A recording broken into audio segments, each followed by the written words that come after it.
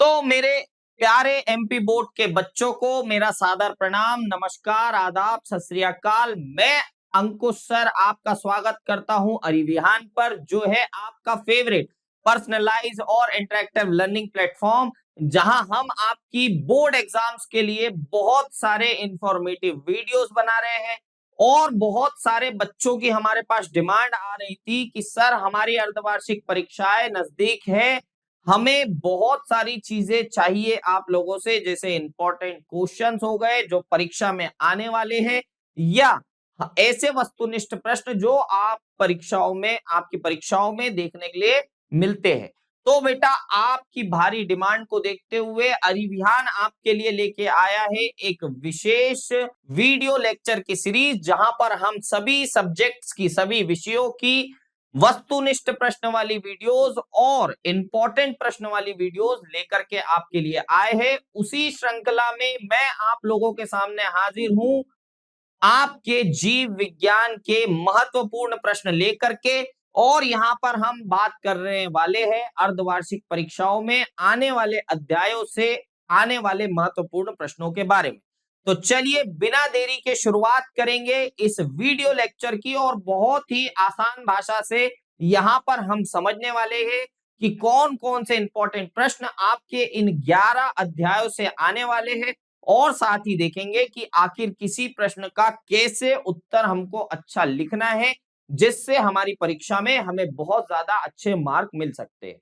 और मैं आपको इस वीडियो लेक्चर की शुरुआत करने से पहले बता दूं कि इस वीडियो लेक्चर का मोटिव क्या है कि हम इंपॉर्टेंट प्रश्नों को देखें और उनके उत्तर लिखने की टेक्निक को समझे कि कितना अच्छा उत्तर लिख करके और कैसे हम उत्तर की डिमांड पूरी करके अच्छे मार्क्स ला सकते हैं। तो बेटा अगर आपको डिटेल में इन प्रश्नों के उत्तर चाहिए, डिटेल सॉल्यूशन चाहिए, तो इसी वीडियो के बाजू में हमने दे रखी है इस पूरे क्वेश्चंस की उनके आंसर वाली पीडीएफ। तो वहां से जाकर के आप डिटेल में आंसर पढ़ सकते हैं। हम यहाँ पर इस वीडियो में चर्चा करेंगे प्रश्नों को लेकर के और उनकी अच्छी टेक्निक्स को लेकर के। तो चलिए बिना देरी के शुरुआत करते हैं।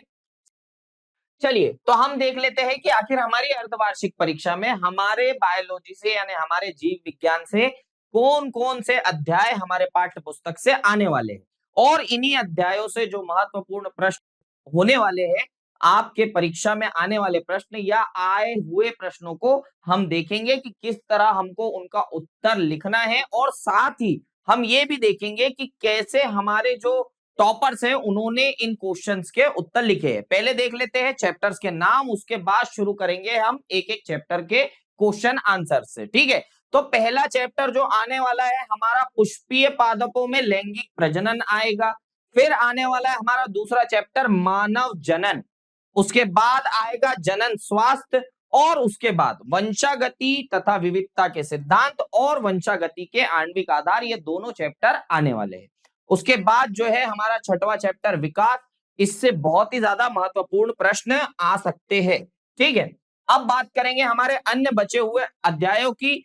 तो आएगा हमारा मानव स्वास्थ्य तथा रोग, उसके बाद आएगा मानव कल्याण में सूक्ष्म जीव, और उसके बाद जो हमारा 9वां चैप्टर होने वाला है जैव प्रौद्योगिकी सिद्धांत एवं प्रकरण, और उसी के साथ जैव प्रौद्योगिकी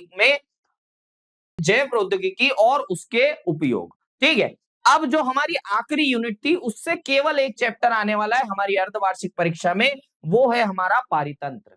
तो जो बचे हुए 2 चैप्टर है वो इस साल हमारी अर्धवार्षिक परीक्षा में नहीं आएंगे, वो सीधे हमें हमारे बोर्ड एग्जाम में देखने मिलेंगे। तो यानी कुल टोटल हमारे पास में 11 चैप्टर इस अर्धवार्षिक परीक्षा में दिए गए हैं माध्यमिक शिक्षा मंडल की ओर से, और इन्हीं 11 चैप्टर्स में हम हमारे जो 2 अंकीय, 3 अंकीय और 4 अंकीय प्रश्नों को देखने वाले हैं, जो कई बार आपकी परीक्षाओं में आए हैं या आ सकने की संभावना है।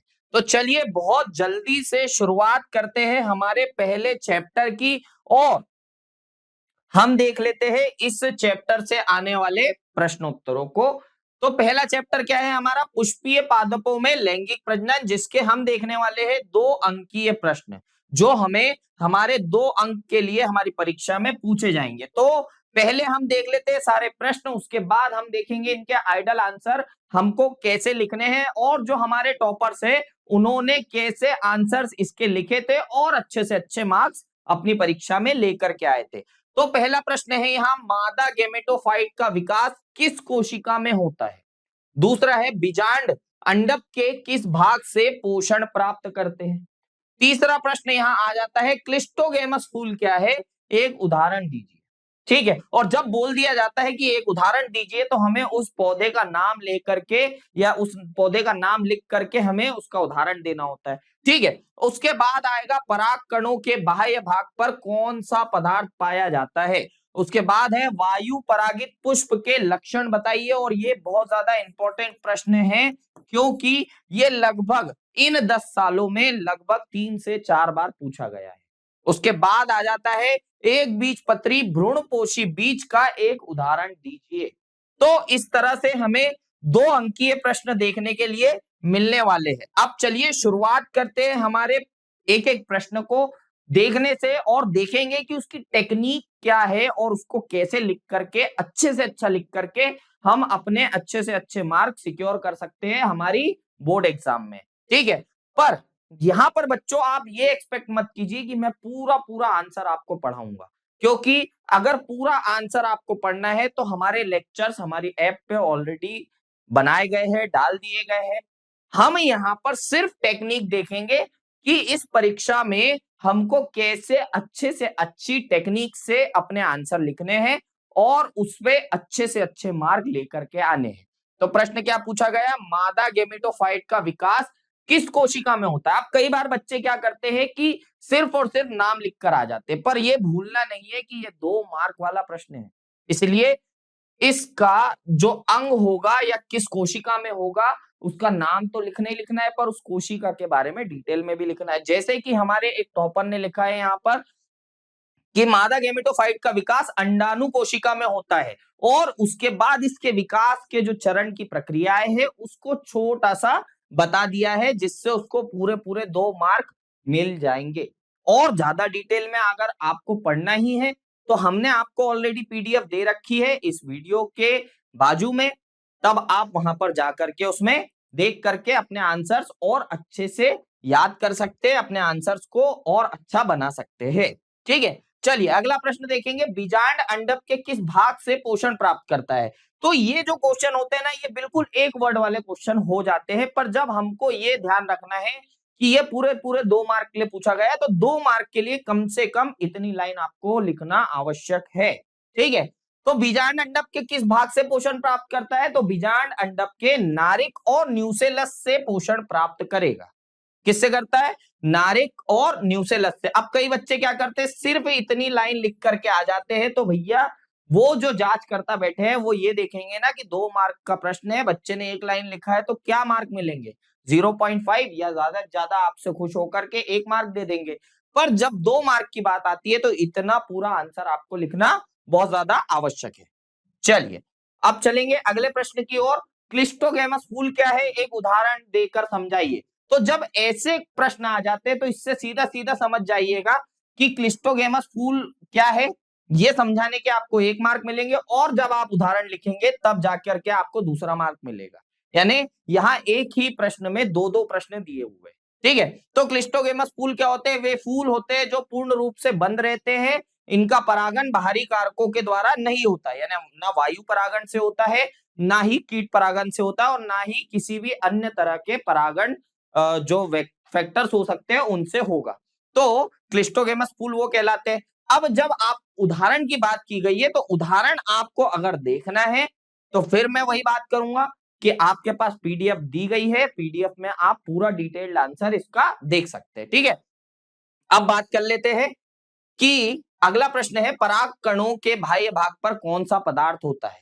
फिर वही बात, सिर्फ एक वर्ड में इसका उत्तर लिखा जा सकता है, पर ये नहीं करना है, बार बार मैं बोलूंगा, गलती नहीं करनी है। तो पराग कणों के बाह्य भाग पर क्या होता है? एपिडर्मल कोशिका द्वारा निर्मित एक मोटी परत पाई जाती है और उस मोटी परत का नाम क्या होता है भैया?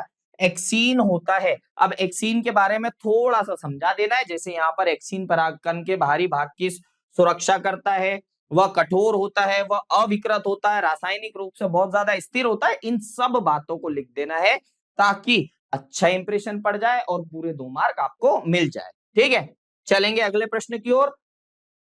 वायु परागित पुष्प के लक्षण बताइए। अब लक्षण आपको बताने बोला है, तो ये जो क्वेश्चन है वो आपको लघु उत्तरीय में भी पूछा जा सकता है, यही प्रश्न आपको दीर्घ उत्तरीय में भी पूछा जा सकता है।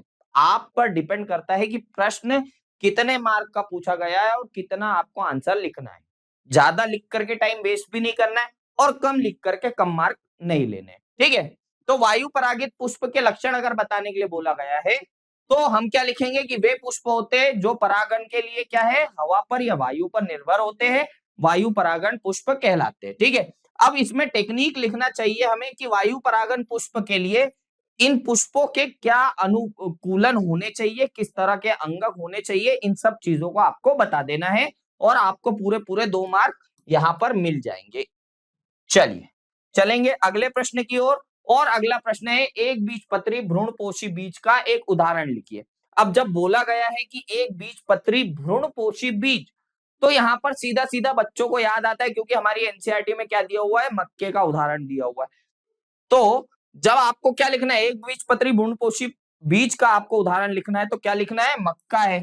अब मक्का कैसे है, क्यों है, उसके आकृति के अंदर में क्या क्या चीजें पाई जाती है, ये सब चीजें आपको डिटेल में लिख देनी है। ठीक है, चलिए अब देख लेते हैं अगले तरह के प्रश्न, जो है आपके 3 अंकीय प्रश्न, जिस पर आपको उत्तर लिखने पे कितने मिलेंगे, 3 मार्क मिल जाएंगे। चलिए तो देख लेते हैं एक एक करके सारे प्रश्न। पहला दिया गया है, पौधों में लैंगिक प्रजनन के 3 गुण लिखिए। ठीक है, अब 3 बोल दिया है तो 3 ही लिख देना, पर ऐसे गुण लिखना जिसमें जांचने वाले को मजा आ जाए। ठीक है, उसके बाद में दूसरा क्वेश्चन लिखा है कि माइक्रोस्पोरोजेनेसिस और मेगास्पोरोजेनेसिस के बीच में अंतर बताइए। इन घटनाओं के दौरान किस प्रकार की कोशिका का विभाजन होता है, इन 2 घटनाओं के अंत में बनी हुई संरचना का नाम लिखिए। अब ये समझो, पहले तो बच्चों की शिकायत होती है कि सर ये इंग्लिश में क्यों लिखा गया है, माइक्रोस्पोरोजेनेसिस और मेगास्पोरोजेनेसिस। तो बेटा क्वेश्चन इसी प्रकार के आते हैं आपकी परीक्षा में, अब तक आपने देख लिया होगा। ठीक है, उसके बाद ध्यान रखिएगा कि इसमें 3 तरह के प्रश्न दिए हुए हैं, मतलब 3 मार्क के लिए एक एक मार्क का एक एक प्रश्न दिया हुआ है। पहले तो हमको क्या लिखना है, माइक्रोस्पोरोजेनेसिस और मेगास्पोरोजेनेसिस के अंदर में क्या है, अंतर लिखना है, इस पे 1 मार्क मिल जाएगा। इन घटनाओं के दौरान किस प्रकार की कोशिका का विभाजन होता है, इस पे 1 मार्क मिल जाएगा। और इन दोनों घटनाओं के अंत में बनी हुई संरचना के बारे में बताना है, तो उस पे 1 मार्क मिल जाएगा। ठीक है, तो ऐसे करके आपको डिवीजन में 3 मार्क मिलने वाले हैं। अब बात करेंगे प्रश्न 3 की, तो निम्नलिखित शब्दों में सही विकास क्रम में व्यवस्थित कीजिए। अब यहाँ पर थोड़े से ट्रिकी प्रश्न आ जाते हैं। यहाँ पर सही विकास क्रम की व्यवस्था करनी रहती है कि जो आपको कुछ प्रश्न दिए हुए हैं, जिनके टॉपिक दिए हुए हैं, उनके विकास क्रम की बात करनी है, जिसको हम आगे अभी डिटेल में देखेंगे। उसके बाद चौथा प्रश्न क्या है, स्वपरागन और परपरागन में अंतर लिखिए। बहुत ज्यादा इंपॉर्टेंट है, कई बार आपकी परीक्षा में पूछा गया है और चांसेस तो है कि आ जाएगा प्रश्न। ठीक है, उसके बाद चलेंगे आगे देख लेंगे। 5वां प्रश्न यहाँ पर दिख रहा है, एपोमिक्सिस क्या है और इसका महत्व क्या है। ठीक है, उसके बाद है चेस्मोगेमस फूल क्या होते हैं, क्या क्लिस्टोगेमस फूल में क्रॉस परागन हो सकता है, अपने उत्तर का कारण बताइए। तो ये थोड़ा सा आपके हिसाब से लिखने वाला प्रश्न होता है, इसको कैसे लिखना है अभी डिटेल में अपन बात करेंगे। ठीक है, उसके बाद 7वां प्रश्न है, बहुभ्रूणता क्या है। ठीक है, उसके बाद 8वां प्रश्न है, फूलों में स्वपरागन को रोकने के लिए विकसित 2 रणनीतियों का उल्लेख कीजिए। ठीक है, उसके बाद देखेंगे स्व असंगति क्या है, स्वपरागन से स्व असंगत प्रजातियों में बीज निर्माण क्यों नहीं होता है, ये आपको बता देना है। चलिए अब चलेंगे आगे, एक एक करके सारे प्रश्नों को देखेंगे। अब पूछा गया है कि पौधों में लैंगिक प्रजनन के 3 गुण लिखिए, तो 3 गुण लिखने हैं आपको। पहले तो कभी भी अगर ऐसा लिखा है 3 गुण लिखिए, 4 चीजें लिखिए, 4 कारण बताइए, तो आपको पहली लाइन तो यही लिखनी है। हम बचपन से लिखते आ रहे हैं कि पौधों में लैंगिक प्रजनन के 3 मुख्य गुण निम्नलिखित है या निम्न प्रकार के है। फिर उसके बाद 1 2 3 करके हमको लिखना होगा। पहला क्या है, पौधों में लिंग भेद, ऐसे करके डिटेल में आप लिख लेना। यहाँ पर आप एक लाइन भी ऐसी खींच सकते हैं। ठीक है, उसके बाद में जो भी चीजें आपको लिखनी है वो लिखना है, और डिटेल में अगर आपको देखना है तो आप पीडीएफ देख लो बढ़िया तरीके से, वहां पर आंसर लिखा हुआ है। उसके बाद बात करेंगे, तो अन्य प्रश्न क्या बोल रहा है हमारा, माइक्रोस्पोरोजेनेसिस और मेगास्पोरोजेनेसिस के बीच में अंतर बताइए। तो यहाँ पर क्या है, माइक्रोस्पोरोजेनेसिस क्या होता है, जहां पर ऐसी प्रक्रिया जिसमें माइक्रोस्पोर का, यानी माइक्रोस्पोर क्या होता है, हमारे पुष्प के अंदर में पुरुष युग्मनज होता है, और मेगास्पोरोजेनेसिस में क्या होता है, जो बड़ा युग्मनज बनता है, यानी मेगास्पोर बनता है, जिसको हम क्या बोलते हैं, मादा अंडाणु भी बोलते हैं। तो इन दोनों के बीच का अंतर बता देना है। फिर उसके बाद एक और क्वेश्चन पूछा गया है इसी प्रश्न के अंदर कि इन घटनाओं के दौरान किस प्रकार की कोशिका का विभाजन होता है, ये भी बताना है आपको। और उसके बाद इन दोनों घटनाओं के बीच में अंत में बनी हुई जो संरचना है, कौन कौन सी संरचनाएं बनेगी, माइक्रोस्पोरोजेनेसिस से क्या बनेगा, माइक्रोस्पोरोजेनेसिस से बनेंगे नर युग्मक बनेंगे, ठीक है, पुंकेसर बनेंगे, और मेगास्पोरोजेनेसिस से क्या बनेगा, मादा युग्मक बनेंगे, यानी अंडाणु बनेगा, ठीक है। तो इस प्रकार से आपको उत्तर लिखना है आपका, ठीक है। चलिए आगे बढ़ेंगे। अब बात आती है निम्नलिखित शब्दों को सही विकास क्रम में लिखिए। अब ये जो शब्द है मैं आपको पहली स्लाइड में नहीं बता पाया, तो ये देख लीजिए आप कौन कौन से शब्द दिए गए हैं। परागकण हो गया, बीजाणु ऊतक हो गया, माइक्रोस्पोर टेट्रास हो गया, उसके बाद पराग मातृ कोशिका हो गया, और नर युग्मक हो गया, ठीक है। अब ये प्रश्न जो दिया हुआ है, इसका ट्रिक क्या है कि इसमें बोला गया है कि विकास के क्रम में व्यवस्था कीजिए, यानी कौन सी संरचना पहले बनेगी, उसके बाद बनेगी, उसके बाद बनेगी, और कौन से अंत में बनेगी। इस तरह से आपको इनके उत्तर लिखने हैं।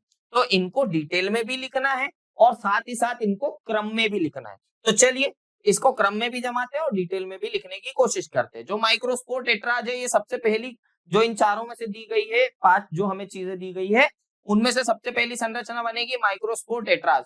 अब ये क्या होता है भैया, माइक्रोस्पोर टेट्राज यह वह प्रारंभिक संरचना होती है जो नर पुष्प में के अंदर में बनती है, ठीक है। उसके बाद चलेंगे दूसरे क्रम में, तो दूसरे क्रम में पराग मातृ कोशिका बनेगी। पराग मातृ कोशिका क्या होती है, तो ये ऐसी कोशिका होती है जो माइक्रोस्पोर टेट्रास के परागकण से उत्पन्न होगी, ठीक है। उसके बाद बात करेंगे अगली संरचना की, तो बनेंगे परागकण। अब परागकण कैसे बनेंगे, या परागकण या पराग मातृ कोशिका के विभाजन से उत्पन्न होते हैं। किससे होते हैं, मातृ कोशिका के विभाजन से, और इसमें नर गेमेटोफाइट या नर युग्मक विकसित होंगे, ठीक है। चलिए अगला देखेंगे, अब अगले क्रम की ओर चलेंगे, तो बनेंगे नर युग्मक। अब नर युग्मक क्या होते हैं, यह परागकण में विकसित होते हैं और निषेचन के लिए तैयार होते हैं, ठीक है। ये बात हो गई। अब इसके आगे चलेंगे, इसके आगे बनेंगे बीजाणु ऊतक, ठीक है। अंतिम संरचना बनेगी बीजाणु ऊतक। बीजाणु ऊतक क्या होते हैं, बीजाणु ऊतक यह मादा फूल में अंडाणु के भीतर स्थित ऊतक होता है जो निषेचन में सहायक होता है। ये क्या काम करता है, निषेचन में सहायता करता है, ठीक है। लेकिन इसका संबंध सीधे नर गेमेटोफाइट से नहीं होता है, सीधे सीधे ये नर गेमेटोफाइट से कनेक्टेड नहीं होता है। ये जो 4 संरचनाएं हमने इससे पहले देखी, वो सीधे सीधे किससे थी, नर गेमेटोफाइट या नर युग्मक से कनेक्टेड संरचनाएं थी।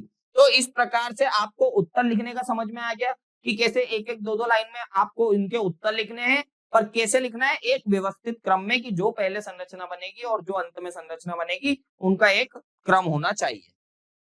चलिए अब बात करेंगे स्वपरागन और परपरागन में अंतर लिखिए। अब बेटा इस तरह से मैंने अंतर लिखवाया है, जरूर लिखवाया आपको, पर अंतर लिखने की एक बहुत बढ़िया टेक्निक क्या होती है, आपको ज्यादा अच्छे से और आसानी से आप समझा सकते हो जांचकर्ता को। वो कैसी होती है टेक्निक, वो होती है इस तरह से बॉक्स बना के लिखने की टेक्निक, ठीक है। यहां पर जब आप लिखेंगे स्वपरागन और फिर लिखेंगे परपरागन, ठीक है। अब एक एक करके पॉइंट लिखेंगे, एक एक करके पॉइंट लिखते जाना है, और आपको उदाहरण भी लिख देना है। अगर पुष्पों के या पौधों के नाम याद आते हैं तो अंत में आपको उदाहरण भी लिख देना है। आप इस तरह से भी लिख सकते हैं, पर इसमें टाइम थोड़ा सा ज्यादा जाता है, ठीक है। और इस तरह लिखेंगे तो देखने वाले को भी अच्छा लगेगा, और उसके बाद में क्या होगा कि आपको मार्क भी अच्छे मिलेंगे, ठीक है। तो आप दोनों ही टेक्निक का उपयोग कर सकते हो, आपकी सुविधा के अनुसार, आपके समय के अनुसार आप दोनों ही टेक्निक का उपयोग करके लिख सकते हैं। अब चलेंगे अगला प्रश्न देखेंगे, एपोमिक्सिस क्या है और इसका क्या महत्व है। तो एपोमिक्सिस क्या है ये समझा देना है, एपोमिक्सिस होता क्या है इसको डिटेल में इसकी परिभाषा समझानी है, और फिर इसका महत्व भी समझाना है कि इसका महत्व आखिर क्या होता है। तो एपोमिक्सिस क्या होता है, ये एक जैविक प्रक्रिया होती है जिसमें बिना परागण या युग्मज के बीज का उत्पादन होता है, यानी बिना परागण के इसका उपयोग माफ कीजिएगा, इसका उत्पादन होगा, ठीक है। इस प्रक्रिया में अंडाणु कोशिका बिना किसी युग्मज के विकास करके एक नया पौधा बना देती है, यानी इसमें नर और मादा गेमेटोफाइट जो होते हैं, जो नर और मादा युग्मनज होते हैं, उनका आपस में मिलाप होकर के कोई संरचना नहीं बनती है। इसमें केवल जो अंडाणु कोशिका होती है उसी से बीज का या फल का निर्माण होता है। तो एपोमिक्सिस ये होता है, ठीक है। अब इसका महत्व क्या होता है ये हमको समझा देना है। औद्योगिक तौर पे इसका महत्व क्या होता है तो ये भी हमको समझा देना है, ठीक है। चलिए अब देखते हैं अगला प्रश्न, चेस्मोगेमस फूल क्या होते हैं? क्या क्लिस्टोगेमस फूल में क्रॉस परागण हो सकता है? अपने उत्तर का कारण बताइए। अब पहले क्या लिखना है आपको? चेस्मोगेमस फूल के बारे में आपकी उसकी डेफिनेशन लिखनी है कि क्या होते हैं, कैसे होते हैं। उसके बाद में ये जो आपको ट्रिकी एक चीज दी गई है कि क्या क्लिस्टोगेमस फूल में क्रॉस परागण हो सकता है चेस्मोगेमस फूल का, तो आपको इसका उत्तर लिखना है। और कैसे उत्तर लिखना है तो आपको पीडीएफ में देख लेना है एक बार। इस तरह के प्रश्न कई बार पूछे जाते हैं और ये बहुत ज्यादा ही ट्रिकी क्वेश्चन होते हैं। कई बच्चे इसको छोड़ देते हैं पर अपने को छोड़ना नहीं है, ठीक है। चलिए अब बढ़ते हैं आगे। अब देखेंगे अगला प्रश्न जो कि है बहुभ्रूणता क्या है। अब बहुभ्रूणता क्या है ये लिख देना है आपको कि क्या होती है। आखिर एक से अधिक भ्रूण जब निर्माण होते हैं तो बहुभ्रूणता कहलाती है। अब इसके प्रकार भी डिटेल में लिखने पड़ते हैं हमें, क्योंकि हमको इस प्रश्न का उत्तर कितने मार्क में देना है? 3 मार्क के लिए देना है, ठीक है। तो बहुभ्रूणता के प्रकार लिखेंगे, इसमें सारे प्रकार आपको गिना देने हैं और नहीं तो कम से कम 3 प्रकार तो आपको गिनाने ही गिनाने, ठीक है। 3 प्रकार तो आपको कम से कम गिनाने ही गिनाने हैं। पहले लिख देना बहुभ्रूणता होती क्या है, उसके बाद में इसके 3 प्रकार लिख देने हैं और आपको मार्क अच्छे मिल जाएंगे, ठीक है। चलेंगे अगले प्रश्न की ओर। अगला प्रश्न क्या कहता है हमारा? फूलों में स्वपरागन को रोकने के लिए विकसित 2 रणनीतियों का उल्लेख कीजिए, ठीक है। अब यहाँ पर बोला गया है कि स्वपरागन को रोकने के लिए 2 रणनीतियां क्या हो सकती है उनको बताना है। रणनीतियां बहुत सारी है, हमारी बुक में दी गई है, हमने अपने लेक्चर में भी पढ़ी है ये चीज, पर आपको केवल 2 रणनीतियों के बारे में पूछा है तो 2 रणनीतियों को डिटेल में लिख देना, ठीक है। ज्यादा दिमाग लगाने की जरूरत है नहीं, ज्यादा टाइम वेस्ट करने की जरूरत है नहीं। अगर ये प्रश्न आपको बहुत अच्छे से भी आता है ना तो 2 ही लिखना बेटा, क्योंकि टाइम खराब होगा, मार्क उतने ही मिलने हैं, ठीक है। तो 2 कोई भी रणनीतियों के बारे में लिखना है। उसके पहले आपको क्या लिखना है कि स्वपरागन को रोकने के लिए जो विकसित रणनीतियां है उनको क्यों विकसित किया गया। चलिए अब देख लेते हैं अगला प्रश्न क्या लिखा हुआ है। स्व असंगति क्या है? स्वपरागन से स्व असंगति प्रजातियों में बीज निर्माण क्यों नहीं होता? तो पहले आपको क्या बताना है कि स्व असंगति होती क्या है। तो स्व असंगति ऐसे लिख लेंगे, इसको बढ़िया डब्बे बना लेना और ज्यादा अच्छा अट्रैक्टिव कर लेना। पर क्या है कि डब्बे बनाने के चक्कर में ज्यादा टाइम वेस्ट नहीं करना है, समय कम होता है और उत्तर हमको ज्यादा लिखने होते हैं, ठीक है। तो स्व असंगति समझा देना है कि ये एक जैविक प्रक्रिया है जिसके द्वारा कुछ पौधे स्वपरागन को रोकते हैं, यानी वे अपने ही पराग कणों से निषेचित नहीं होते हैं, ठीक है। इसको क्या कहते हैं? स्व असंगति कहते हैं। और ज्यादा डिटेल में आपको लिख देना है। अब फिर इसके बाद जो उत्तर दिया गया है कि स्वपरागन से स्व असंगत प्रजातियों में बीज निर्माण क्यों नहीं होता, इसके बारे में आपको समझा देना है, ठीक है बेटा। चलिए अब देख लेते हैं अगला प्रश्न जो कि है आपका 4 मार्क वाले क्वेश्चन, ठीक है। 4 अंकीय प्रश्न है आपके पुष्पीय पादपों में लैंगिक प्रजनन। चलिए तो अब देख लेते हैं 4 अंक वाले प्रश्न एक एक करके। तो इसमें एक ही प्रश्न है जो बहुत बार पूछा गया है, नामांकित चित्र सहित बीजांड की संरचना का वर्णन कीजिए। अब इसमें 2 प्रश्न इकट्ठे पूछे गए हैं। एक तो बीजांड की संरचना का नामांकित चित्र बनाने के लिए बोला है और आईएमपी क्वेश्चन इसलिए हो जाता है क्योंकि बार बार पूछा जाता है। उसके साथ ही इसमें जो संरचना का वर्णन कीजिए बोला है वो भी अपने आप में एक अलग क्वेश्चन बन जाता है जो बहुत ज्यादा इंपॉर्टेंट हो जाता है। तो चलिए देख लेते हैं इस बीजांड की नामांकित चित्र कैसे बनाएंगे और बीजांड की संरचना का वर्णन भी आपको करना है। तो बीजांड की संरचना का जब वर्णन करने की बात आ जाती है तो आपको क्या करना है, आपको एक एक जो आपके नामांकन है उनको देख करके उनके कार्य इस संरचना के अंदर में लिखने हैं, ठीक है। और अगर बात की जाए बीजांड की संरचना बनाने की तो कुछ इस प्रकार की संरचना आपको बना लेनी है और इस संरचना को बनाने के लिए और ज्यादा अच्छा और अट्रैक्टिव दिखाने के लिए आपको क्या करना है, जैसे इस प्रकार मैंने एक ही साइड में सारे नामांकन किए हैं उसमें आपको कोशिश करनी है कि बहुत ज्यादा नामांकन एक किसी साइड में रखे जाए, ठीक है। और लाइन बिल्कुल परफेक्ट होनी चाहिए जिस संरचना के नाम आपको लिखना है। आधी कटी फटी या टेढ़ी लाइन नहीं लिखनी है, जिससे क्या है गंदा दिखता है आपका चित्र और ज्यादा कंफ्यूजिंग दिखता है आपका चित्र। ठीक है, तो चित्र आपको कुछ इस प्रकार बनाना है। अब जब संरचना माफ कीजिएगा, जब संरचना का वर्णन करने की बात आती है तो आपको इन ही चीजों के वर्णन कर देने हैं, जैसे भ्रूणकोश का, बीजांडकाय का, अंत आवरण का, बाह्य आवरण का, बीजांडद्वारी सिरा का, या बीजांड द्वार का, या फनिकल का, या हाइलम का। इनके क्रम अनुसार आपको या तो आप ऊपर से नीचे वर्णन कर दो या नीचे से ऊपर वर्णन कर दो, तो आपको मार्क बहुत ज्यादा अच्छे मिलने की संभावना बन जाएगी। ठीक है, तो चलिए अब देख लेते हैं हमारे जो अन्य हमारा जो चैप्टर है, जो हमारा सेकंड चैप्टर है उसको देख लेंगे, उसके 2 अंक के प्रश्न देख लेंगे। दूसरा चैप्टर क्या है हमारा बेटा, मानव जनन। ठीक है, तो मानव जनन में से हम देख लेते हैं चैप्टर में 2 अंक के प्रश्न कौन कौन से आने वाले हैं। तो यहाँ पर निषेचन के बाद मनुष्य के बच्चे के जन्म के लिए कितने दिन आवश्यक होते हैं ये पूछा गया है। अपनी ही तरह के नए जीवों को पैदा करने की क्षमता को क्या कहा जाता है ये पूछा गया है। 2 भिन्न युग्मकों के संलयन द्वारा जनन किस में होता है या किस तरह से होता है, उसका नाम क्या है ये आपको बताना है। और उसके बाद चौथा प्रश्न है, मनुष्य में युवा अवस्था प्राप्त करने के बाद जीवन काल तक कौन सा युग्मक जनन चलता है ये आपको बताना है। ठीक है, तो कुछ इस प्रकार के प्रश्न आपको पूछे जा सकते हैं। उसके बाद देखेंगे 50 वर्ष में मासिक धर्म चक्र का बंद हो जाना क्या कहलाता है। उसके बाद देखना है गर्भावस्था क्या है। उसके बाद है एक बहुत ही इंपॉर्टेंट क्वेश्चन जिसको बार बार आपकी परीक्षाओं में पूछा जाता है, कार्पोरा कैवर्नोसा कहाँ पाया जाता है। ठीक है, उसके बाद 8वां और अंतिम प्रश्न रहेगा, उस हार्मोन का नाम बताइए जो प्रसव के दौरान प्यूबिक सिम्फिसिस को आराम देता है। ठीक है, तो चलिए आगे चलते हैं और एक एक करके प्रश्नों के उत्तर कैसे लिखने हैं ये हम जान लेते हैं। निषेचन के बाद मनुष्य के बच्चे के जन्म देने के लिए कितने दिन आवश्यक होते हैं। तो निषेचन की प्रक्रिया को सबसे पहले आपको समझा देना है, उसके बाद मनुष्य के बच्चे को जन्म देने के लिए कितने दिन आवश्यक होते हैं इस चीज की डिटेल आपको लिख देनी है। ठीक है, चलेंगे आगे अगले प्रश्न की ओर। बहुत फटाफट देखना है क्योंकि टाइम नहीं है बेटा, परीक्षा नजदीक है। आपको अगर डिटेल में पढ़ना है तो आपके पास में पीडीएफ भी दे दी गई है, बहुत ज्यादा डिटेल में पढ़ लीजिए। यहाँ पर सिर्फ आपको देखना है कि लिखना कैसे है, किस टेक्निक से लिख करके अच्छे मार्क आप ला सकते हैं। अपनी ही तरह के नए जीवों को पैदा करने की क्षमता को क्या कहा जाता है। बहुत ही बचकाना प्रश्न है पर आपको 2 मार्क के लिए पूछा गया है। इस तकनीक को या इस क्षमता को क्या कहते हैं बेटा, प्रजनन या रिप्रोडक्शन कहते हैं। और प्रजनन के बारे में आपको कुछ इस प्रकार थोड़ा सा आपको लिख देना है, संक्षेप में लिख देना है, आपको मार्क मिल जाएंगे। बात करेंगे अगले प्रश्न की, 2 भिन्न युग्मकों के संलयन द्वारा जनन किस नाम से होता है।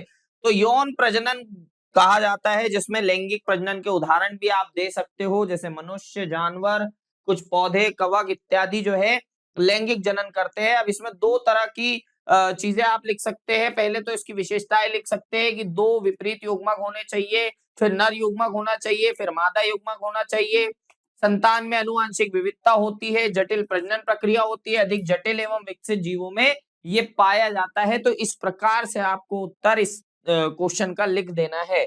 ठीक है, चलेंगे अगले प्रश्न की ओर। अगला प्रश्न क्या कह रहा है, मनुष्य में युवावस्था प्राप्त करने के बाद जीवन काल तक कौन सा युग्मक जनन चलता है। तो यहाँ पर सबसे पहली बात है कि मनुष्य में जो है आपका विशेषकर महिलाओं और पुरुषों में प्रजनन क्षमता सक्रिय होती है कुछ किशोरावस्था तक। उसके बाद जो है युवा अवस्था, बेसिकली क्या होता है बेटा, किशोर अवस्था से ऊपरी वाली अवस्था क्या कहलाएगी, आपकी युवा अवस्था कहलाएगी। ठीक है, तो कुछ इस प्रकार से आपको उत्तर लिखना है कि मनुष्य में युवा अवस्था प्राप्त करने के बाद जीवन काल तक अंडाणु और वीर्य का युग्मक जनन चलता रहता है। यानी जो मेल है, जो पुरुष है, उसमें शुक्राणु जनन से शुक्राणु बनते हैं और जो महिला है, जो स्त्री है, उसमें अंडाणु जनन की क्रिया से क्या बनते हैं, अंडाणु बनते हैं। और ये महिलाओं की अगर बात की जाए तो 50 वर्ष के बाद में अंडाणु जनन की प्रक्रिया बंद हो जाती है, यानी अंडाणु बनना बंद हो जाते हैं, जबकि पुरुषों में ये जीवन पर्यंत आप बोल सकते हैं ये चलते रहता है। ठीक है, कुछ इस प्रकार से आपको उत्तर लिख देना है। चलेंगे अगले प्रश्न की ओर। उसी प्रश्न से मिलता जुलता एक भाग आपको प्रश्न देखने के लिए मिल जाता है, 50 वर्ष में मासिक धर्म चक्र का बंद हो जाना क्या कहलाता है। बेटा अब जब बात की जाए 50 वर्ष में मासिक धर्म, तो मासिक धर्म किनको होता है? महिलाओं को होता है। मनुष्य जो मादाएं होती है उनको होता है, हम ये बोल सकते हैं। स्त्रियों को बोल सकते हैं। तो स्त्रियों में एक कंडीशन होती है, 50 वर्ष से बाद वाली जो स्त्रियां होती है उनमें क्या होता है, मासिक धर्म बंद हो जाता है। किसी किसी में थोड़ा जल्दी हो जाता है, किसी में 50 से 55 के बीच में हो जाता है। पर इस एवरेज आयु में 45 से 60 के बीच की आयु में रजो धर्म जो है या मासिक धर्म जो है वो बंद हो जाता है। तो इसको क्या कहा जाता है? इसको मेनोपॉज कहा जाता है, यानी मेंस्ट्रुएशन का पॉज साइकिल कहा जाता है, जिसको हम मेनोपॉज कह देते हैं। तो मेनोपॉज कहा जाता है। और क्यों बंद हो जाता है ये आपको बता देना है, ठीक है। चलिए अगले प्रश्न की ओर चलते हैं। गर्भावस्था क्या है? अब गर्भावस्था बहुत ही सिंपल सी चीज है। गर्भावस्था क्या होती है? वह शारीरिक स्थिति है जब एक महिला के गर्भ में भ्रूण या एम्ब्रियो जो होता है या शिशु जिसको हम बोल सकते हैं उसका विकास हो रहा होता है। गर्भावस्था की शुरुआत हम मानते हैं कि जब कहां से होती है, जब एक शुक्राणु महिला के अंडाणु से मिलकर उसके गर्भ में गर्भधारण या भ्रूण बनाने की प्रक्रियाओं को प्रारंभ करता है। और इसी काल को यानी प्रसव तक की प्रक्रिया को क्या कहते हैं? गर्भावस्था कहते हैं। और प्रसव क्या होता है? जब बच्चा महिला के शरीर से बाहर निकल जाता है, ठीक है। तो इस प्रकार का आपको उत्तर लिख देना है। अब चलेंगे अगला प्रश्न देखेंगे, कार्पोरा कैवर्नोसा कहाँ पाया जाता है? अब ये कार्पोरा कैवर्नोसा क्या होता है? ये पुरुषों के लिंग में पाया जाता है। यह दो लंबी बेलनाकार संरचनाएं होती है, नलीनुमा संरचनाएं हम इनको बोल सकते हैं, होती है, जो लिंग के ऊपरी हिस्से में स्थित होती है, ठीक है। इस संरचनाओं में रक्त की आपूर्ति होती है और जब पुरुष यौन उत्तेजना का अनुभव करता है तो ये रक्त से भर जाती है, जिसके कारण जो पुरुष का लिंग है वो कैसा हो जाता है? वो शिश्न जो है उसका क्या हो जाता है? कठोर हो जाता है, मांसल हो जाता है, ठीक है। तो इस प्रश्न को आपको कुछ इस प्रकार लिखना है, 2 मार्क के लिए आपको पूछा जा सकता है, ठीक है।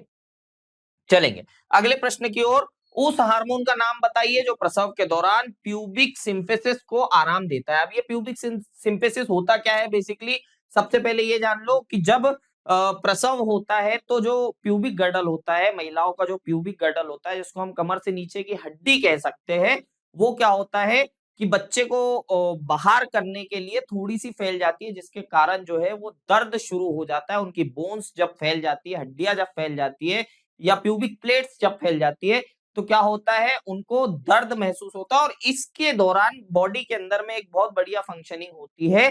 प्रसव के दौरान क्या होता है? एक हार्मोन निकलने लगता है जो इस दर्द को कम करने का कार्य करता है या इस दर्द को थोड़ा सा रिलैक्स करने का काम करता है। इसीलिए इस हार्मोन को क्या कहा जाता है भैया? रिलैक्सिन हार्मोन कहा जाता है, जो प्रसव के दौरान महिलाओं की बॉडी में क्या होता है? स्रावित होता है, ठीक है। इस प्रकार से आपको उत्तर लिख देना है। चलेंगे अगले प्रश्न की ओर। और अगले तरह के प्रश्न आ चुके हैं, 3 अंकीय प्रश्न, और इनको भी एक एक करके जल्दी जल्दी देख लेते हैं। क्या है भैया? आपको प्रश्न पूछा गया है, पहला, यदि पुरुषों में वृषण की लेडिंग कोशिकाएं नष्ट हो जाए तो क्या होगा? ठीक है। पुरुषों में वृषण उदर गुहा के बाहर क्यों पाए जाते हैं? और इंपॉर्टेंट प्रश्न है बेटा, 3-4 बार आ चुका है पिछले 10 सालों में, बार बार पूछा जाता है, कभी 2 मार्क के लिए, कभी 3 मार्क के लिए पूछा जाता है, तो इंपॉर्टेंट है। मानव अंडाणु की संरचना का वर्णन कीजिए, इसके साथ कभी कभी आ जाता है सचित्र वर्णन कीजिए, ठीक है। तो ध्यान रखना है। फिर मासिक धर्म चक्र क्या है? कौन सा हार्मोन मासिक धर्म चक्र को नियंत्रित करते हैं? ये आपको लिख लेना है। उसके बाद है, हमारे समाज में बेटियों को जन्म देने के लिए अक्सर महिलाओं को दोष दिया जाता है, पर क्या आप बता सकते हैं कि यह सही है या गलत है? ठीक है। कुछ इस प्रकार के प्रश्न भी होते हैं जो जनरल अवेयरनेस के भी प्रश्न आपसे पूछ लिए जाते हैं। चलिए इनको एक एक करके देखेंगे। अभी बाकी है कुछ प्रश्न। छठवां प्रश्न क्या है? शुक्राणु जनन के नियमन में शामिल हार्मोन का नाम बताइए। शुक्राणु जनन और अंडाणु जनन को परिभाषित कीजिए। और कई कई बार ये होता है कि इन दोनों की आपस में क्या पूछ लिया जाता है? अंतर बताइए पूछ लिया जाता है। वीर्य प्लाज्मा की संरचना को बताइए या वीर्य प्लाज्मा की संरचना बनाइए। पुरुष प्रजनन तंत्र का नामांकित चित्र बनाइए। वृषण और अंडाशय के दो दो प्रमुख कार्य लिखने के लिए बोला गया है। और रजो दर्शन और रजो निवृत्ति की व्याख्या करने के लिए आपको बोला गया है। चलो देख लेते हैं कि इन प्रश्नों के उत्तर आपको लिखने कैसे हैं। तो ये है, कुछ इस प्रकार से आपको लिख देना है। यदि पुरुषों में वृषण की लेडिंग कोशिकाएं नष्ट हो जाती है तो क्या होगा? तो इनको एक एक करके, पहले बेसिकली क्या है, पुरुषों में वृषण की लेडिंग कोशिकाएं काम क्या करती है पहले ये बताना है आपको। फिर उसके बाद जब नष्ट हो जाए, अगर पुरुषों की जो वृषण के अंदर में जो लेटिंग कोशिकाएं हैं, इनके आपको कार्य पता है, ठीक है? अगर आपने कार्य लिख दिए है, तो उसी कार्य से रिलेट करके आप अगर हटा दिए जाए तो क्या-क्या हो सकता है उनकी कोशिकाएं नष्ट होने के बाद में, तो वो आप बता सकते हैं, ठीक है? चलिए, अब चलते हैं अगले प्रश्न की ओर। अगला प्रश्न देख लेंगे कि पुरुषों में वृषण उदर गुहा के अंदर क्यों पाए जाते हैं? बहुत बार-बार पूछे जाने वाला प्रश्न होता है बेटा ये, क्योंकि थोड़ा-सा ट्रिकी है, थोड़ा दिमाग लगाने वाली बात है और बहुत आम क्वेश्चन है, ठीक है? तो यहाँ पर बता देना है आपको कि तापमान का नियंत्रण के लिए ये बाहर होते हैं, पेट के अंगों से सुरक्षा होने के लिए बाहर होते हैं, तो इस तरह के आपको लिख देना है। अब इसमें क्या होता है, ये ऐसा प्रश्न है जो 2 मार्क 3 और 4 तीनों तरह से आ सकता है। अब जब 2 मार्क का के लिए आएगा, तो थोड़ा छोटा लिख देना है आपको, है ना?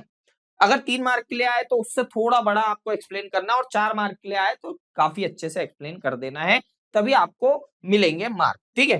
अब बेटा इसमें क्या होता है, कई बार क्वेश्चन जो है बायोलॉजी में ऐसे होते हैं कि एक ही तरह के क्वेश्चन हर तरह के प्रश्न में आ सकते हैं। पर यहाँ पर मुद्दा ये है, आपको इतनी समझदारी होनी चाहिए कि आपको किस मार्क के हिसाब से किस क्वेश्चन का आंसर कितनी लाइनों में लिखना है, ठीक है? बात करेंगे अगले प्रश्न की, मानव अंडाणु की संरचना का वर्णन कीजिए, ठीक है? तो मानव अंडाणु की संरचना का वर्णन आपको बता देना है, दर परत दर आपको बता देना है, कोट या जिल्द होता है सबसे ऊपर, फिर जोनल इलास्टिका होता है, उससे बाद में और सारी संरचनाएं पाई जाती है। तो एक एक को इतना डिटेल में तो नहीं, पर 2-2 लाइन 3-3 लाइन में आपको लिख देना है और आपको मार्क मिल जाएंगे, ठीक है? चलिए, अगला प्रश्न देख लेते हैं बेटा। अगला प्रश्न पूछ रहा है कि मासिक धर्म चक्र क्या होता है? कौन से हार्मोन मासिक धर्म चक्र को नियंत्रित करते हैं? ठीक है? तो सबसे पहले आपको ये एक्सप्लेन कर देना है कि मासिक धर्म चक्र होता क्या है?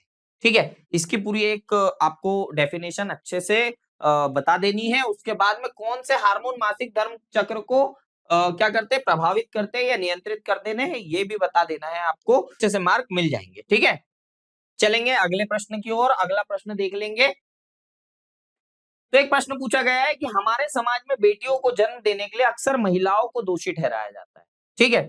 क्या आप बता सकते हैं कि यह सही क्यों नहीं है? या सही है या नहीं है? तो इस तरह के थोड़ा से आप पे दिमाग पे जोर देने वाले प्रश्न होते हैं और इसका क्या है, सीधा-सीधा उत्तर जो है आप सीधे-सीधे, एक तो अगर आपने इसका बैकग्राउंड पढ़ा है, ये क्यों होता है ये पढ़ा है, तो आप इसका उत्तर दे सकते हैं। वरना आप अगर थोड़ा-सा सामाजिक विज्ञान की ओर चले जाएँगे, इतिहास इतिहास क्या अगर चले जाएँगे, नैतिक शिक्षा की ओर, एथिक्स की ओर चले जाएँगे, तो ये आपके बायोलॉजी में इसको बिल्कुल सिरे से नकार दिए जाते हैं ऐसे उत्तरों को। तो आपको उत्तर लिखना कैसे इन प्रश्नों के, जब ऐसे दिमाग पे जोर देने वाले प्रश्न आ जाते हैं, तो इनका बायोलॉजिकल आपको आंसर लिखना होता है, ठीक है? तो यहाँ पर क्या होता है, आपको ये बताना है कि सबसे पहले कि ये बिल्कुल गलत है। और क्यों गलत है?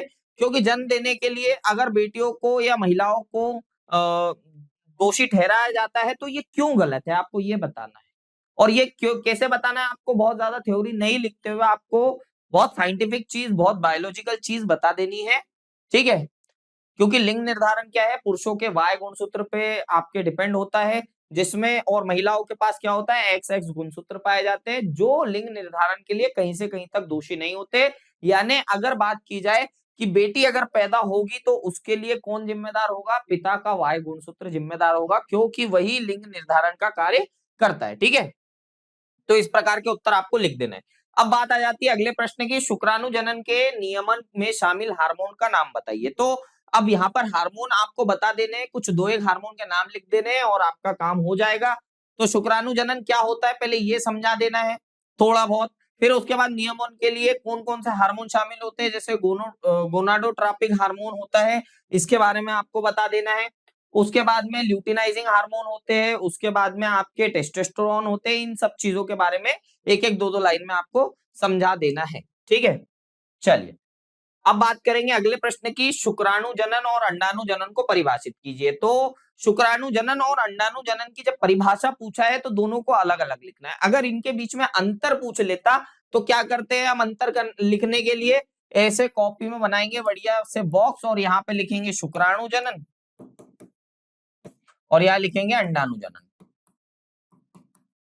ठीक है, और एक-एक करके यहाँ 1, 2, 3 एक-एक करके आपके यहाँ पर उनके क्या लिखने हैं आपको, अंतर लिखने हैं। अब यहाँ पर परिभाषा पूछा है तो एक एक करके अलग अलग परिभाषाएं आपको लिखनी है कि शुक्राणु जनन में क्या होता है और अंडाणु जनन में क्या होता है। ठीक है, चलिए अगला देखेंगे प्रश्न, वीर्य प्लाज्मा की संरचना दीजिए। अब ये संरचना दीजिए बोला है तो कई बार क्या होता है कि आपसे चित्र नहीं बनाने के लिए बोलता है। अगर ऐसा बोला है कि चित्र बनाइए तभी आपको चित्र बनाना है, वरना 3 मार्क के क्वेश्चन के लिए ज्यादा मेहनत नहीं करनी है, आपको एक्सप्लेन कर देना है तो ज्यादा बेटर हो जाता है। ठीक है, पर जहां पर जरूरत पड़े चित्र वहां पर बना देना चाहिए। अगर आप एक चित्र बना के 2-1 चीजें लिख देंगे इसके बारे में तो भी मार्क मिल जाएंगे। अगर आप वीर्य प्लाज्मा की जो है संरचना का वर्णन कर देंगे तो भी आपको मार्क मिल जाएंगे। ठीक है, चलिए अगला तरह का प्रश्न देखते हैं, पुरुष प्रजनन तंत्र का नामांकित चित्र बनाइए। ये बेटा ऐसा क्वेश्चन है जिसको मैंने भी अपनी 12वीं की परीक्षा के दौरान सॉल्व किया था। मैंने बहुत डिटेल में ये चित्र बनाया था, तो आप लोग भी देख लीजिए। कुछ इस तरह स्वच्छ चित्र बना देना चाहिए आपको। एक एक चीज को बहुत अच्छे डिटेलिंग में आपको क्या है नामांकन करना आवश्यक हो जाता है। और जब ये 4 मार्क के लिए आ जाएगा तो अब आपसे बोल दिया जाएगा कि नामांकित चित्र तो बनाइए पर इसको समझा भी दीजिए। तो एक एक चीजों को 2-2 3-3 लाइन में आपको समझा देना है कि कौन सी अंग क्या काम कर रहा है। ठीक है, चलिए अब देख लेते हैं वृषण और अंडाशय के 2-2 प्रमुख कार्य लिखने। तो अब जब बोल दिया है सामने से कि 2-2 प्रमुख कार्य लिख दो तो ज्यादा दिमाग दौड़ाना नहीं है, 2-2 कार्य लिख देने हैं उनको। और ऐसे कार्य लिखने जिससे जांच करने वाले को मजा आ जाए, है ना। और डिटेल में अगर इस क्वेश्चन का आंसर देखना है तो पीडीएफ आपके सामने रखी है, पीडीएफ आपको पढ़ लेनी है। अगर आपको याद करना है तो याद कर लेना। अगर बेटा मैं फिर भी याद करने के कभी पक्ष में नहीं रहता हूँ, रटने के कभी पक्ष में नहीं रहता हूँ। मैं ज्यादातर ये चाहता हूँ कि मेरे जो बच्चे हैं वो चीजों को समझ के उत्तर लिखना सीखे। क्या होता है याद करने में दिक्कत यहाँ पे आ जाती है कि अगर आप बीच की कोई एक आध लाइन भूल गए तो पूरा आपका जो याद किया हुआ जो चीज है वो मटिया मेल हो जाता है या खराब हो जाता है। ठीक है, अब बात करते हैं अगले प्रश्न की, रजो दर्शन और रजो वृत्ति की व्याख्या कीजिए। अब ये जो 2 प्रश्न है ये आपको पूछा गया है। एक तो रजो दर्शन बोला गया है और रजो वृत्ति बोला गया है, तो उनको एक एक को समझा देना है कि रजो दर्शन में क्या होता है। रजो दर्शन क्या होता है, जो महिलाओं में मासिक धर्म चक्र का प्राकृतिक आगाज होता है या शुरुआत होती है उसको क्या बोलते हैं, हम रजो दर्शन बोलते हैं। ठीक है, ये 3 से 7 दिन तक चलता है कुछ इस प्रकार से, और उसकी विशेषताएं भी आपको लिख देनी है तो ज्यादा मजा आ जाएगा जांचने वाले को। वैसे ही रजो वृत्ति की बात करेंगे तो ये क्या होता है, महिला प्रजनन क्षमता का अंतिम चरण होता है, यानी जो आपका मासिक धर्म होता है वो बंद होने की स्थिति को कहा जाता है। ये 45 से 55 वर्ष की आयु में होता है। इसमें महत्वपूर्ण विशेषताएं क्या होती है एक एक करके आपको बता देना। कुछ इस प्रकार लिखना बेटा तो मजा आ जाती है, देखने वाले को भी और पढ़ने वाले को भी, जांच करने वाले को भी मजा आ जाती है, तो वो खुश होके आपको पूरे मार्क दे देते हैं। ठीक है, चलिए अब बात करेंगे मानव जनन के 4 अंक के प्रश्नों की, जो 4 अंकों के लिए आपसे पूछे गए और कैसे लिखना है, कितनी डिटेल में लिखना है, अभी हम एक एक करके चर्चा करेंगे। चलिए तो एक एक करके देख लेते हैं हमारे सारे प्रश्नों को। तो यहाँ पर पहला प्रश्न दिया हुआ, निम्नलिखित के कार्य लिखिए। आपको 1-2 अंक दे दिए जाएंगे और उनके कार्य लिखने के लिए बोला जाएगा। तो 2-2 3-3 लाइन में आपको इनके कार्य लिखना है। जैसे पहला दिया है पित्तपिंड, दूसरा दिया है अंतर गर्भाशय कला, तीसरा दिया है अग्रक पिंडक, और चौथा दिया है शुक्राणु पूछ, और 5वां दिया है फिब्रिया। उसके बाद अगला क्वेश्चन देखेंगे, वीर्य नलिकाओं की संरचना का वर्णन कीजिए। ठीक है, तो यहाँ पर 2 क्वेश्चन हमारे समाप्त हो जाते हैं। तीसरा और देखेंगे क्वेश्चन, शुक्राणु जनन क्या है, शुक्राणु जनन की प्रक्रिया को संक्षेप में वर्णन कीजिए। अब यहाँ पर शुक्राणु जनन क्या है डिटेल में लिखना है, और जब उन्होंने बोल दिया है कि संक्षेप में लिखना है शुक्राणु जनन की प्रक्रिया तो उसको संक्षेप में लिख देना है। ठीक है, उसके बाद मानव शुक्राणु का नामांकित चित्र बनाइए तथा उसके विभिन्न भागों को समझाइए। तो मानव शुक्राणु का बहुत शानदार वाला चित्र बनाएंगे, उसके बाद उसको डिटेल में अपन देखेंगे। उसके बाद क्या लिखा है, पुरुष सहायक नलिकाओं और ग्रंथियों के प्रमुख कार्य लिखिए, ये भी आपको बता देना है। भ्रूण के विकास से लेकर 3 रोगाणु परतों के निर्माण तक का वर्णन करें और 3 रोगाणु परत द्वारा निर्मित अंगों के नाम बताइए। ये थोड़ा सा ट्रिकी क्वेश्चन हो जाता है, इसका आंसर हम डिटेल में देखेंगे। ठीक है, 7वां प्रश्न लिखा है, शुक्राणु जनन और अंडाणु जनन के बीच में अंतर लिखिए। यही बात जो मैंने आपको शुक्राणु जनन और अंडाणु जनन की परिभाषा में बताई थी कि अगर अंतर आ जाए तो क्या लिखना है और कैसे लिखना है, ये भी देख लेंगे। ठीक है, चलेंगे अगले प्रश्न की ओर। तो यहाँ पर एक एक करके प्रश्न पढ़ेंगे, एक एक करके उत्तर लिखेंगे। अब यहाँ पित्त पिंड की बात की है, अंतर गर्भाशय कला की बात की है, अग्रक पिंडक और शुक्राणु पूछ की बात की है। तो इतना इतना लिख देना। देखो कितना लिखना है आपको, 1 2 3 4 4 4 आपको उसकी डिटेल में लिख देनी है, आपको उसकी डिटेलिंग कर देनी है। पित्तपिंड की बात करें तो गर्भाशय गर्भावस्था के दौरान प्रोजेस्टेरोन हार्मोन का उत्पादन करता है। उसके बाद गर्भधारण के लिए महिलाओं को तैयार उनके शरीर को तैयार करता है, अंडाणु के निषेचन में महत्वपूर्ण भूमिका निभाता है और गर्भपात रोकने में सहायक होता है। तो इस तरह के आपको 4-4 लिख देने हैं। बहुत शानदार तरीके से बच्चों ने लिखा है, ये हमारे टॉपर्स के द्वारा बनाए गए नोट्स है, जो उन्होंने अपनी परीक्षाओं के दौरान लिखे थे। तो उस प्रकार से ही आपको लिख देना है, आपको अच्छे से अच्छे मार्क मिल जाएँगे और कुछ नहीं, ज़्यादा डिटेल में नहीं, 4-4 पॉइंट लिख देने हैं, तो जाँचने वाला जो है आपका खुश हो जाएगा और उसको भी मजा आ जाएगी, तो आपको मजेदार मार्क भी दे देगा। ठीक है?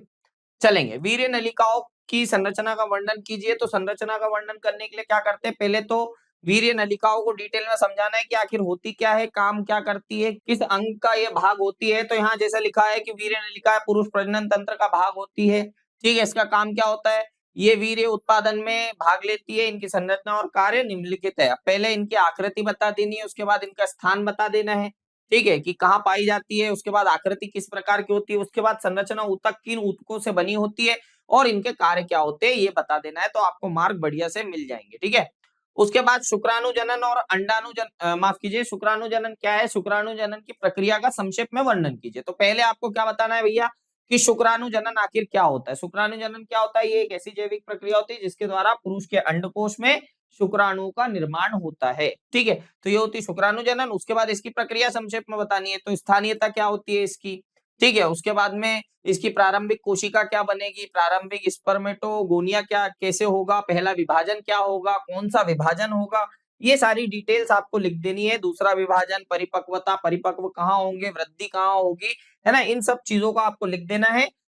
ठीक है, तो अगला प्रश्न देख लेते हैं। मानव शुक्राणु का नामांकित चित्र बनाइए तथा उसके विभिन्न भागों को समझाइए। जब यहाँ पर बोल दिया जाता है कि चित्र बनाइए, तो क्या करना है, आपको बढ़िया नामांकित चित्र बनाना है, जिसमें आपको बहुत अच्छे से नामांकन भी करना है और उसके बाद एक एक करके जितने अंग आपने वहां पर डिटेलिंग की है, नामांकन की है, उनको समझा देना है कि उनका कार्य क्या है, उनके अंदर में क्या विशेषता पाई जाती है। ठीक है, चलिए अगला प्रश्न देखते हैं।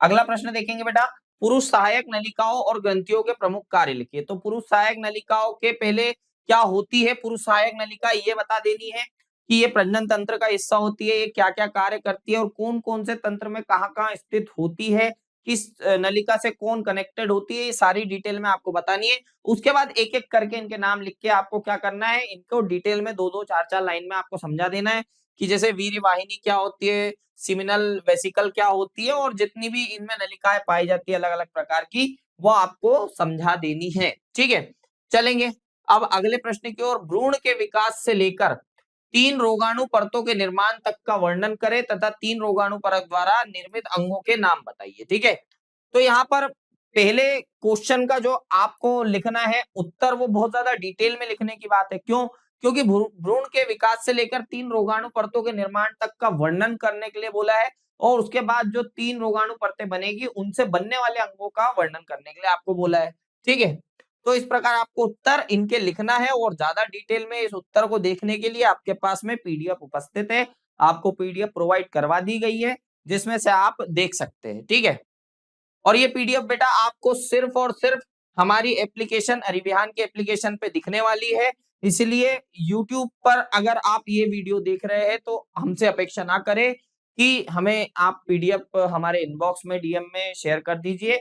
उसके लिए इसकी पीडीएफ को और डिटेल्ड आंसर को देखने के लिए आपको क्या करना होगा, अरिविहान ऐप को डाउनलोड करना होगा और उसमें हमारी जो अभी नई स्कीम चालू है अर्धवार्षिक परीक्षा की तैयारी, उसमें जाकर के मेरे इस वीडियो के साथ में आपको पीडीएफ मिल जाएगी। ठीक है, चलिए अगला प्रश्न देखेंगे।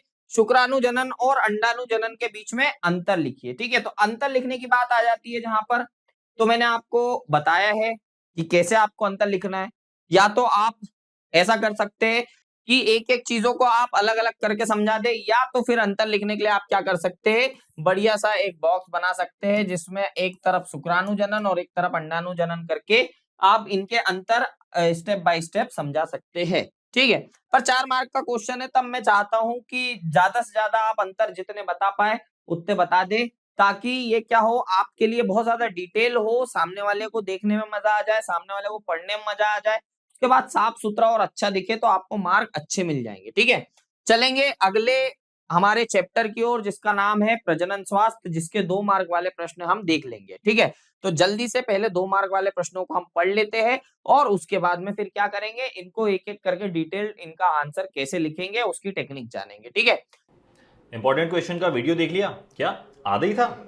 अरे अरिविहान आपको हाफ ईयरली की आधी तैयारी थोड़ी कराएगा, हम कराएंगे आपको हाफ ईयरली की पूरी तैयारी, जो कि मिलेगी आपको अरिविहान एप्लीकेशन पर।